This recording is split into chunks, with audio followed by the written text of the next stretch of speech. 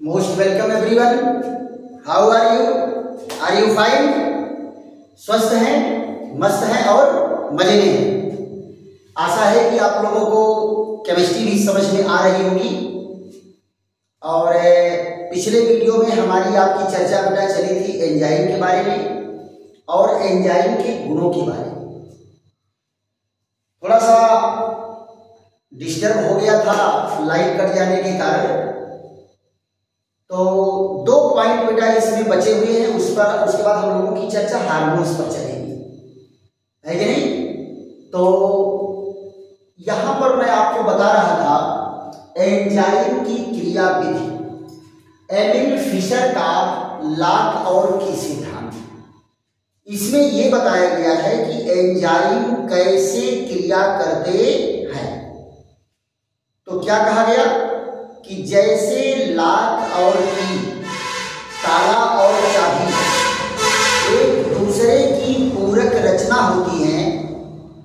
ताला और चाबी क्या होती है? एक दूसरे की कंप्लीमेंट्री स्ट्रक्चर होता है।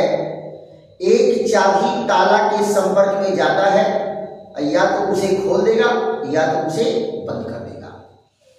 दूसरे चाबी से दूसरा ताला नहीं खुलता।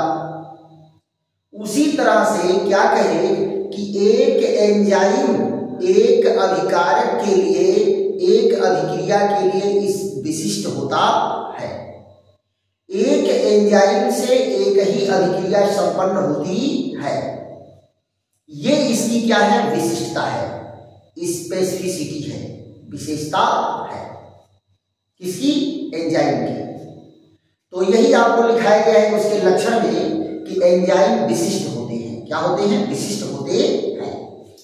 तो इसमें क्या कहा गया बेटा कि इस सिद्धांत के अनुसार जिस प्रकार चाबी एक ताला की पूरक रचना होती है, ठीक उसी प्रकार अभिकारक और एंजाइम एक दूसरे के पूरक रचना होती है। अभिकारक अणु और एंजाइम परस्पर जुड़कर सक्रिय माध्यमिक यौगिक बनाते हैं। तत्पश्चात उत्पाद बनाने के बाद एंजाइम अपने मूल रूप में स्वतंत्र हो जाता है। क्लियर? तो जरा देखो कैसे कंप्लीमेंट्री स्ट्रक्चर है। यहां देखो क्या कहा, यस, ये किसके साथ जुड़ता है? ई के साथ। यानी यस मीन्स क्या है? सबस्ट्रेट, सबस्ट्रेट या अभिकारक। और ये क्या है बेटा? एंजाइम। क्या है? एंजाइम है। और ये दोनों जुड़ेंगे तो क्या बनेगा? एक सक्रिय माध्यमिक यौगिक बनता है। क्या बना बेटा? सक्रिय माध्यमिक यौगिक बनता है। फिर ये सक्रिय माध्यमिक यौगिक क्या करेगा? उत्पाद का निर्माण करेगा, प्रोडक्ट का। और एंजाइम अपने मूल रूप में अलग हो जाते हैं। ये किसका निर्माण किया? प्रोडक्ट का। और एंजाइम अपने मूल रूप में आजाद हो जाते हैं। ये इनके क्रिया करने का तरीका है। लेकिन जरा स्ट्रक्चर के आधार पर देख लें। ये है बेटा सबस्ट्रेट। क्या है? सबस्ट्रेट है। यस। इसका कंप्लीमेंट्री स्ट्रक्चर क्या है? एंजाइम। कंप्लीमेंट्री स्ट्रक्चर क्या है? एंजाइम। ये सबस्ट्रेट और ये एंजाइम, ये दोनों आपस में जुड़ करके, ये दोनों आपस में जुड़ करके क्या बनाते हैं? आपस में जुड़ करके ये एक सक्रिय माध्यमिक यौगिक बनाते हैं। यही क्या है? सक्रिय माध्यमिक यौगिक है। और फिर क्या होता है? ये बना देता है प्रोडक्ट। क्या बना दिया? प्रोडक्ट बना दिया। और एंजाइम अपने मूल रूप में फ्री हो जाता है, फिर दूसरे अभिकर्मक से क्रिया करने के लिए। देखो जैसे ये एंजाइम था उसी रूप में अलग हो गया। रूप किसका बदला? अभिकारक का बदला सब्सट्रेट का बदला प्रोडक्ट बन गया। तो ये इनकी जो है क्रिया करने की विधि है। अब इसमें बेटा एक छोटा सा पॉइंट आपके सामने आएगा, कोएंजाइम। तो कोएंजाइम क्या होता है? एक अकार्बनिक भाग होता है। जब बायोकेमिस्ट्री आप लोग पढ़ते हैं तो पता चलता है कहीं कॉपर है तो कहीं मैग्नीशियम है, कहीं जिंक है, कहीं मैग्नीज है। ये सब जो है कोएंजाइम के रूप में प्रयुक्त होते हैं। तो कोएंजाइम क्या है? एंजाइम के साथ जुड़ने वाला एक अकार्बनिक भाग है, और जब तक वो उसके साथ जुड़ेगा नहीं तब तक एंजाइम सक्रिय नहीं रहेगा। यानी कोशिका में एंजाइम निष्क्रिय अवस्था में, इसका प्रोटीन भाग निष्क्रिय अवस्था में पड़ा रहता है। जब इसका कोएंजाइम एंजाइम के साथ जुड़ेगा तो एंजाइम सक्रिय हो जाएगा, क्रियाशील हो जाएगा और तब अभिक्रिया में भाग लेता है। तो हम लोगों की चर्चा किस पर चलेगी? कोएंजाइम पर चलेगी। तो जरा इसका स्क्रीनशॉट ले लीजिए फट से। तो कोएंजाइम पर हमारी आपकी चर्चा चल रही है। कोएंजाइम क्या होता है बेटा? यानी एंजाइम का सहायक। कोएंजाइम मतलब क्या होता है? सहायक। नहीं कहते हैं कोवर्कर, तो कोवर्कर मतलब क्या होता है? सहायक। तो कोएंजाइम मतलब क्या है? एंजाइम का सहायक है। तो यहां जरा देखिए, अगला पॉइंट हम लोगों की चर्चा का विषय क्या है? कोएंजाइम। कोएंजाइम, यहां देखिए कोएंजाइम। Coenzyme clear? तो इसमें क्या कहा गया कि कोएंजाइम जो है क्रिया करके क्या बनाएगा? यहां देखो, यहां एंजाइम कोशिका में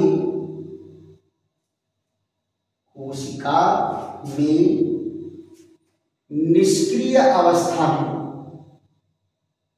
कोशिका में निष्क्रिय अवस्था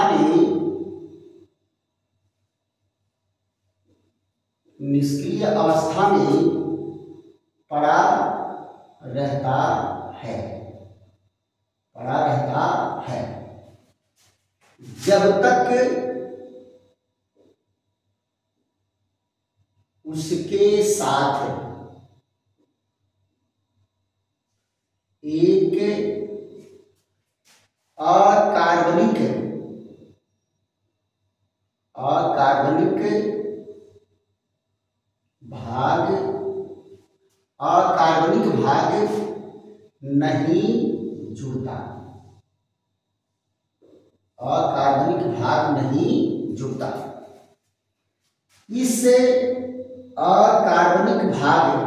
जुड़ता। इस अकार्बनिक भाग को ही कोएंजाइम कहते हैं।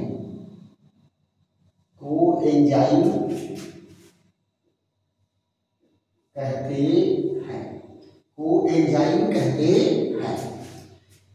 देखो बेटा क्या कहे कि एंजाइम कोशिका में निष्क्रिय अवस्था में पड़ा रहता है जब तक उसके साथ एक अकार्बनिक भाग नहीं जुड़ता। अकार्बनिक भाग नहीं जुड़ता तब तक वह निष्क्रिय अवस्था में पड़ा होता है। इस अकार्बनिक भाग को ही कोएंजाइम कहते हैं। यहां जरा देखो, ये जैसे मान लो ये प्रोटीन का भाग है, ये प्रोटीन का भाग है, ये है एंजाइम। ये किसका बना है? प्रोटीन का बना है। और इसमें एक दूसरा अकार्बनिक भाग जुड़ता है। क्या जुड़ेगा? अकार्बनिक भाग जुड़ेगा। ये देखो, इसमें एक अकार्बनिक भाग जब तक नहीं जुड़ता है वो तब तक क्रियाशील नहीं होगा। तो इसी को कहते हैं कोएंजाइम। ये क्या है? अकार्बनिक भाग है, अकार्बनिक भाग। और ये क्या है? ये है कार्बनिक भाग, कार्बनिक भाग। तो ये बेटा 1 नंबर में आपसे पूछा जाता है, और 1 नंबर में इससे ज्यादा आपको देना नहीं है, 1 नंबर में इससे ज्यादा नहीं देना है। तो एंजाइम और कोएंजाइम के बारे में आप जान गए, है ना? तो हमें आशा है कि पिछला वीडियो में एंजाइम और उसके गुणों पर चर्चा किए थे, और इसमें आप लोगों को क्या बता दिए? एंजाइम की क्रिया विधि और कोएंजाइम क्या होता है।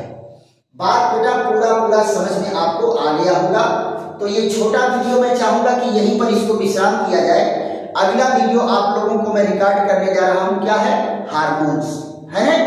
तो आप लोग इसको खूब ध्यान से पढ़ करके नोट करेंगे और परीक्षा के लिए जम करके तैयारी करेंगे। और बेटा वीडियो बढ़िया लग रहा हो तो खूब जम के कमेंट भी करो, जिससे हमें पता चले कि आप लोगों को वीडियो लाइक में आ रहा है, आप लोग पसंद कर रहे हो, है कि नहीं? दोस्तों मित्रों को भी बताइए कि बहुत बढ़िया केमिस्ट्री पढ़ाया जा रहा है, चलो हम लोग जम करके केमिस्ट्री पढ़ते हैं। और नारा हम लोगों का क्या रहेगा? वही नारा रहेगा, एबव 90%, है ना? चैनल का नाम तो आप लोगों को याद हो गया होगा, राधेश्याम केमिस्ट्री वाले। खूब जम करके इसको देखिए। चलिए फिर ऐसे ही बेहतरीन वीडियो के साथ फिर हमारी आपकी मुलाकात हो रही है। तब तक के लिए थैंक यू, धन्यवाद।